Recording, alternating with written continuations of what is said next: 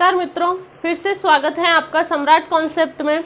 जैसा कि हम आपके सामने सारे सब्जेक्ट्स के वीडियोस डाल रहे हैं, ठीक है। इस वजह से कल मेरा वीडियो नहीं आ पाया था, तो हम आगे स्वर और व्यंजन पढ़ रहे थे वर्णमाला में। तो आज हम स्वर के बारे में जानेंगे, पूरी विस्तृत वर्णन करेंगे स्वर का, ठीक है। तो हम आगे चलते हैं। स्वर क्या है? जैसा कि उस दिन पढ़ा था कि स्वर सबसे छोटी ध्वनि है, ठीक है। क्या है स्वर? स्वर सबसे छोटी ध्वनि चिन्ह है। क्या है? सबसे छोटा ध्वनि चिन्ह है, ठीक है, जिसका हम क्या कर सकते हैं? स्वतंत्र उच्चारण। तो मैं एक लाइन में बोलती हूं, स्वर क्या है कि सबसे छोटा ध्वनि चिन्ह है जिसका हम स्वतंत्र रूप से उच्चारण कर सकते हैं। वह वर्ण, जैसा कि मैं इसको एक परिभाषा के रूप में लिखूं, ठीक है, वह वर्ण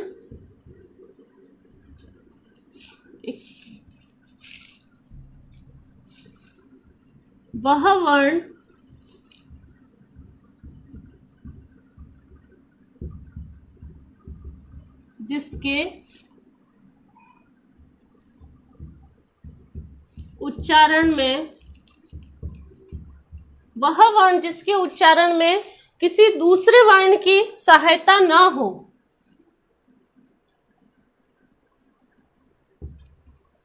दूसरे वर्ण की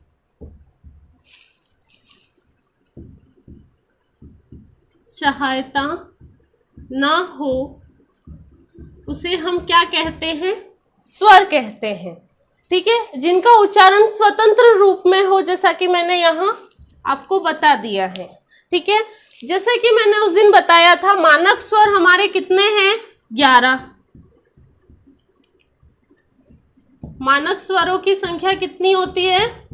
11। परंतु जो दो अयोगवाह है, क्या है? दो अयोगवाह है, वो भी स्वर के अंदर गिने जाते हैं। तो हम कह सकते हैं कि वर्णमाला में स्वरों की संख्या कितनी है? 13 है। स्वरों की संख्या कितनी है? 13, ठीक है। आपके क्वेश्चन आ जाता है कि मानक वर्णमाला में स्वरों की संख्या 11 और वर्णमाला में स्वरों की संख्या 13, ठीक है। आगे हम कुछ जानते हैं, स्वर के भेद हैं, ठीक है। मतलब अलग अलग स्वर का उच्चारण पहले कैसे हुआ, वर्णमाला में स्वरों को कैसे रखा गया, इसके बारे में हम 7-8 प्रकार से जानेंगे, ठीक है। तो मैं सबसे पहले आपको बताना चाहूंगी कि उच्चारण स्थान के आधार पर, किसके आधार पर? स्वर के भेद कर रहे हैं हम, ठीक है। उच्चारण स्थान के आधार पर किसके भेद? स्वर के भेद। अब उच्चारण स्थान कौन कौन से होते हैं? जैसा कि मैं कह दूं, हमारे मुख से ध्वनि निकल रही है, तो वो कैसे निकलेगी? कंपन करके निकलेगी। कैसे निकलेगी? कंपन करके निकलेगी, वाइब्रेशन करते हुए ध्वनि निकलेगी। तो हम कह सकते हैं कि कंठ से निकली। कहाँ से निकली? कंठ से।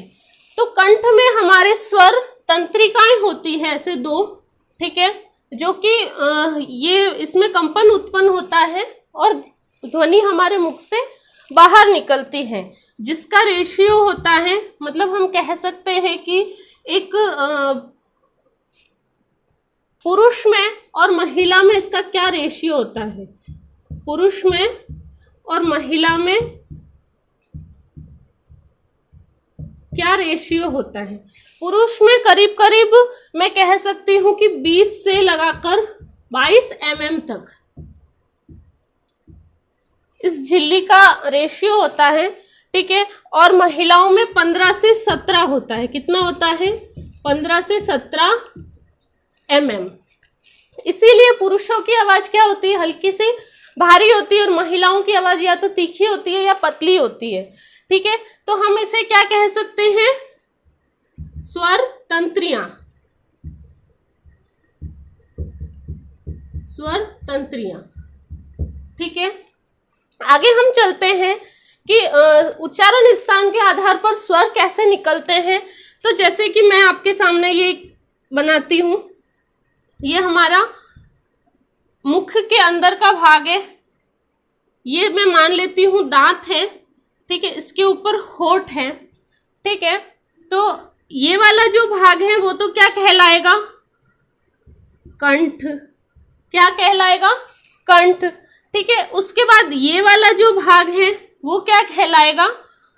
वो कहलाएगा आपके तालव्य, ठीक है। उसके आगे वाला जो भाग है, जस्ट दांत के हल्का सा ऊपर वाला भाग, वो कहलाता है आपका मूर्धा, या उसे हम कहते हैं मूर्धन्य, ठीक है। और आगे आते हैं हमारे दंत, और फिर होठ को क्या बोलते हैं? ओष्ठ। क्या बोलते हैं? ओष्ठ।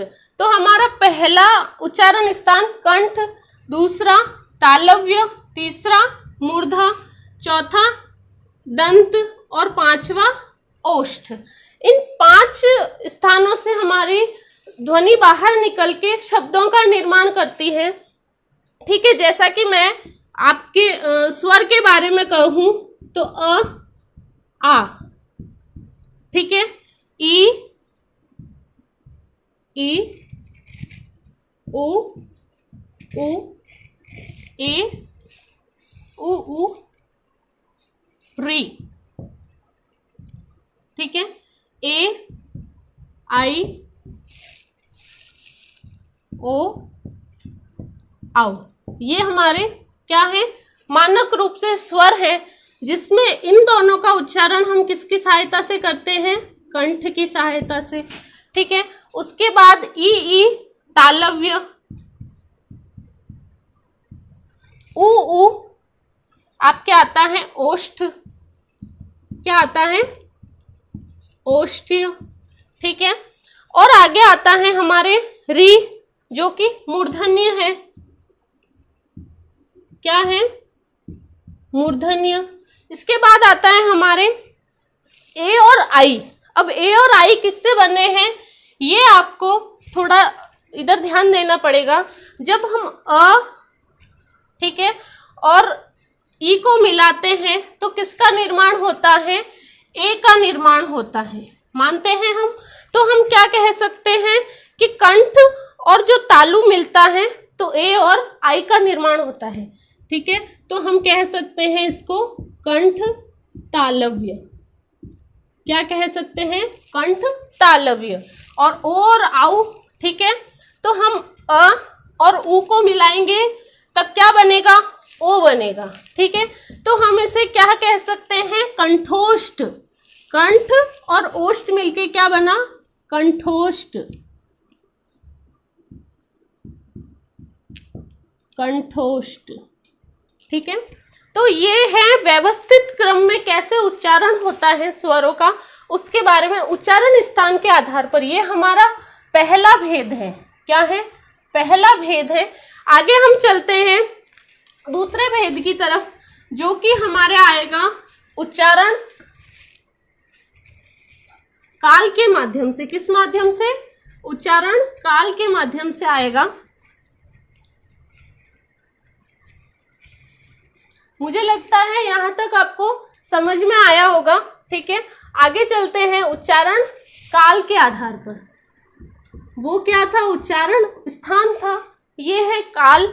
इसी में आप कंफ्यूज होते हो, ठीक है। आगे उच्चारण लिखा हुआ, पीछे काल लिखा हुआ, इसको थोड़ा सा ढंग से पढ़ना। काल का मतलब क्या होता है? समय। क्या होता है? समय, ठीक है। जैसे काल के आधार पर हमारे हिंदी में तो 3 प्रकार, हिंदी में 2 प्रकार है, सॉरी, और संस्कृत में कितने प्रकार के होते हैं? 3 प्रकार के, ठीक है। हिंदी में अपने दो प्रकार है, ह्रस्व स्वर, ठीक है, और दूसरा आता है दीर्घ स्वर। दूसरा कौन सा? दीर्घ स्वर। तो हम कह सकते हैं कि ह्रस्व लिखा हुआ है, ठीक है, इसका मतलब होता है हास होना, कम समय में बोला जाना, ठीक है। तो हम इसे कहते हैं कि उच्चारण एक समय में हो रहा है या बहुत कम समय में हो रहा है, बहुत कम समय। उच्चारण में कितना समय? बहुत ही कम समय। जैसे कि हम इसमें लिख सकते हैं अ, ई, उ, ठीक है, और री। क्या लिख सकते हैं? अ, ई, उ और री। 4 ह्रस्व स्वर में आते हैं। और दीर्घ में हम कह सकते हैं, दीर्घ में हम क्या कह सकते हैं कि उच्चारण समय दुगुना हो जाता है।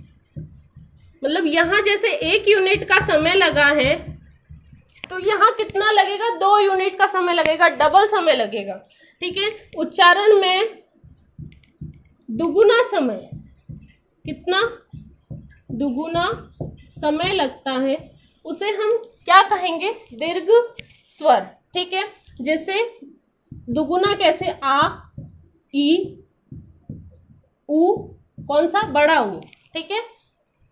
फिर आता है हमारे ए, आई, ओ और आउ, ठीक है। ये हमारे क्या है? दीर्घ स्वर। इसी तरीके से जो कि संस्कृत का तीसरा रूप है प्लुप्त स्वर। कौन सा? प्लुप्त स्वर कह सकते हैं, ठीक है। तो इसमें उच्चारण स्थान क्या होता है? इसमें उच्चारण का समय तिगुना हो जाता है। क्या हो जाता है? तिगुना। इसमें 1 यूनिट लगेगी, इसमें कितने? 2 यूनिट का समय, तो इसमें कितना लगेगा? 3 यूनिट का समय, ठीक है। आया समझ में कुछ? ठीक है। प्लुप्त स्वर, इसमें तिगुना समय लगता है।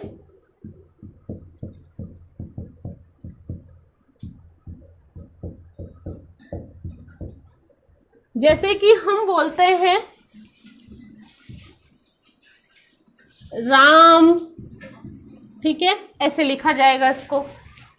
आगे मैं बताती हूं आपको। ओम,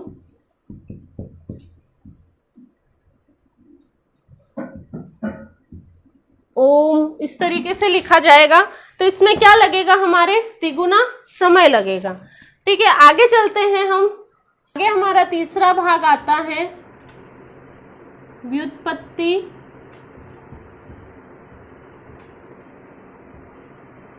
के आधार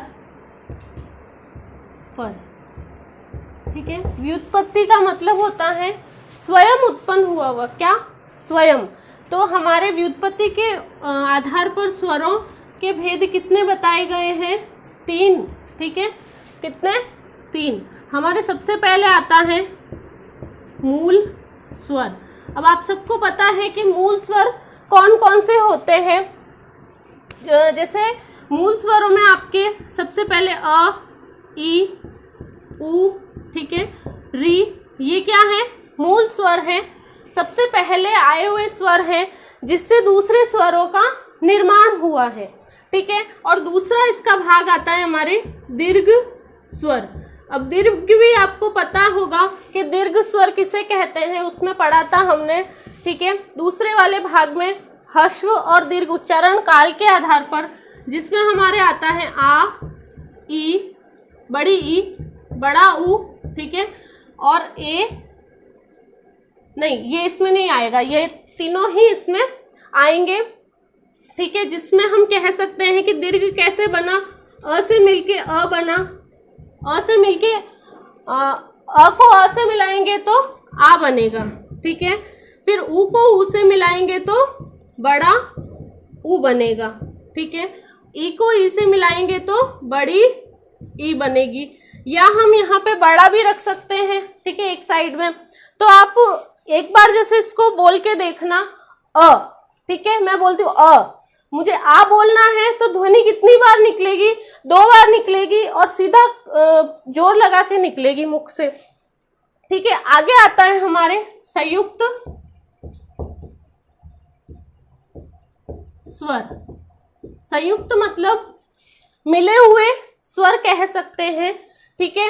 विजातीय स्वर कह सकते हैं, मतलब दूसरी दो अलग अलग जातियों से मिलकर बने स्वर क्या कहलाएंगे, विजातीय स्वर। ये एक जाति के हैं जैसे, तो मैं इसको लिख सकती हूँ एक जाति के स्वर, और विजातीय मतलब 2 जातियों के स्वर। अब ये इसमें कौन कौन से स्वर आते हैं, जैसा कि मैंने उसमें बताया था, अ और ई को मिलाएंगे तो हमारे क्या बनेगा, ए बनेगा, एडी वाला, ठीक है। फिर अ और ऊ को मिलाते हैं तो ओ, ओखली वाला बनेगा। तो ए और आई एक ही परिवार के सदस्य हैं, तो मैं इसको लिख सकती हूँ ए और आई और ओ और आउ, ठीक है। तो ये क्या हो गए, संयुक्त स्वर, जो 2 स्वरों से मिलकर बने हैं। आगे हम चलते हैं मात्रा के आधार पर स्वर। किसके आधार पर, मात्रा के आधार पर क्या, स्वर, ठीक है। मात्रा के आधार पर की मात्रा कैसे लगाई जाती है, जैसे मैं अ, आ, ई, उ, री, ठीक है, ए, आई, ओ, आउ, ये मैं लिखती हूँ। ये क्या है, हमारे मानक रूप से स्वर है, ठीक है। तो अ की मात्रा कैसी होगी, 1, ठीक है, या अ स्वतंत्र मान लेते हैं इसको कि इसकी कोई मात्रा ही नहीं है। आ की मात्रा हम कह सकते हैं ये वाली, ठीक है। ई की मात्रा हम कह सकते हैं इस तरफ लगेगी, ठीक है।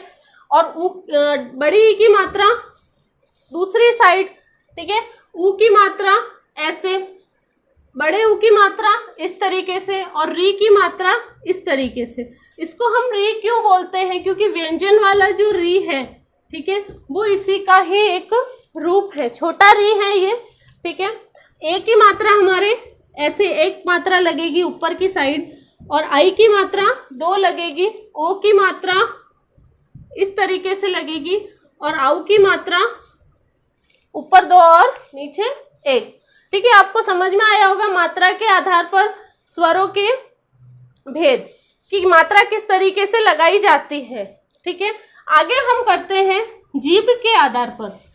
किसके आधार पर, जीभ के आधार पर, जो कि हमारा 5वां भेद है। कौन सा भेद है, 5वां, जीभ के आधार पर। जैसे ये मेरी जीभ है, ठीक है, मैं इसको मानती हूं ये मेरी जीभ है। क्या है, जीभ है। इसके 3 भाग में करती हूं। तो ये होता है अग्र भाग, जो ये बार वाला भाग दिख रहा है, ठीक है। ये होता है मध्य भाग, और ये क्या है, पश्चिम भाग। क्या है, पश्चिम भाग। उसमें अग्र भाग में मैं कहती हूँ कि मुझे अपन छोटे बच्चे होते हैं तो किसी को चिढ़ाना होता है तो अपन क्या करते हैं, ऐसे जीभ निकालते हैं, तो वो उसमें क्या आवाज निकलती है, क्या ध्वनि निकलती है, ई या उ, नहीं सॉरी, ए और आई, ठीक है। उ में तो हमारे मुख के अंदर से ध्वनि निकलती है, ठीक है। और उसके बाद हमारा आता है मध्य स्वर। मध्य स्वर में क्या आएगा, हमारे आ अमध्य स्वर में आता है, ठीक है, ठीक है। आगे हमारे मध्य भाग आता है, जीभ का मध्य भाग। जैसे हमें दवाई लेनी है, हमें कोई दवाई देता है तो वो क्या कहता है, अ कर, क्या कर, आ, ठीक है। तो मध्य भाग में क्या होगा, याद करने के लिए क्या, दवाई, एक चीज याद करनी है आपको, क्या, दवाई, ठीक है। पश्चिम भाग में हम कह सकते हैं कि हमारे जैसे डॉक्टर के पास हम जाते हैं चेकअप कराने, तो वो मुंह में लाइट फेंक के कहते हैं कि आ करो, क्या करो, आ करो। तो इसमें क्या आएगा, आ, ओ और औ। यहां हमें क्या याद रखना है, डॉक्टर, ठीक है। ओके, तो अगर मेरा वीडियो पसंद आया हो आपको तो लाइक शेयर और सब्सक्राइब करें। इसके आगे हमारे 4 भाग और बचे हैं, वो हम कल की क्लास में करेंगे। ठीक है, थैंक यू।